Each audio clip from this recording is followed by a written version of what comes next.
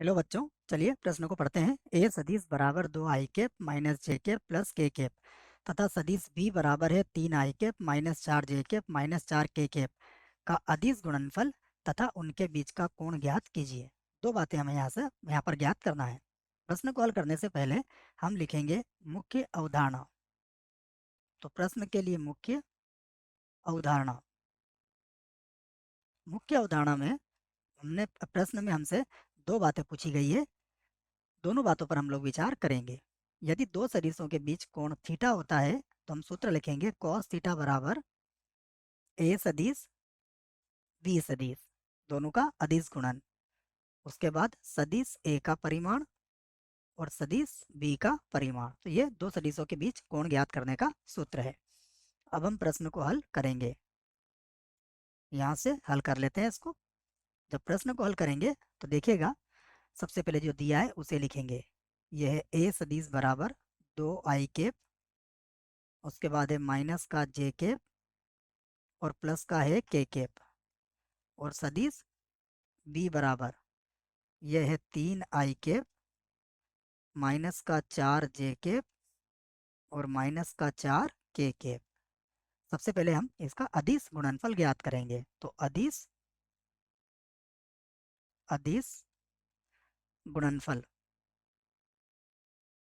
गुणनफल अदिश गुणनफल को हम कैसे लिखते हैं?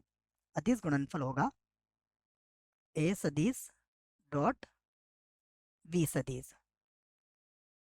तो ये बराबर हो जाएगा, देखो ए सदिश कितना है, यह है 2 i कैप माइनस का जे कैप और प्लस के कैप डॉट ये होगा 3 i कैप माइनस का 4 जे कैप माइनस का 4 के कैप।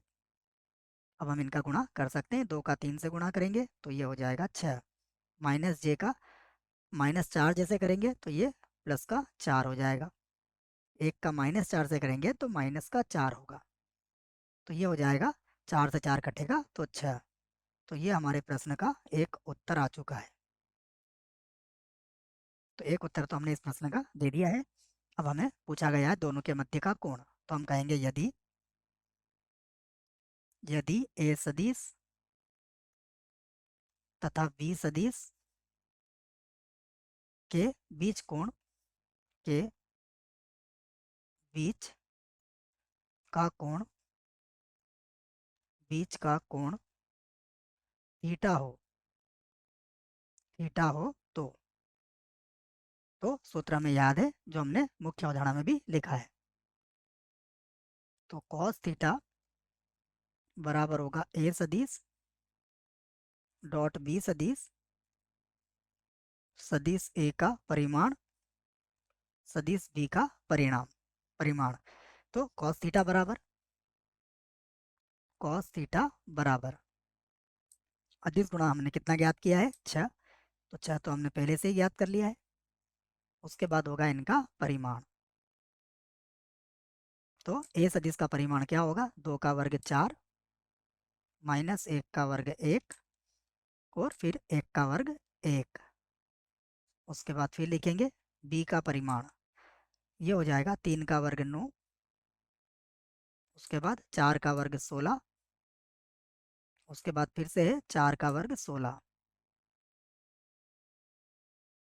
यहाँ से लिखेंगे कॉस थीटा बराबर, ये तो है 6, दोनों को एक ही वर्गमूल में लिखा जा सकता है। 4 5 6 ये हो जाएगा 6, और यहाँ 16 और 9 25, 25 के बाद ये हो जाएगा 25 और 15 40 41। यहाँ पर वर्गमूल 6 से ये वर्गमूल 6 बार कट जाएगा। तो कॉस थीटा बराबर वर्गमूल 6 और ये हो जाएगा वर्गमूल के अंदर 41। तो यहाँ से थीटा का मान हम लोग लिख सकते हैं। थीटा बराबर हो जाएगा कॉस इनवर्स वर्गमूल के अंदर होगा 6/41। ये हमारे प्रश्न का उत्तर है। मुझे आशा है बच्चों प्रश्न का उत्तर समझ में आया होगा। धन्यवाद।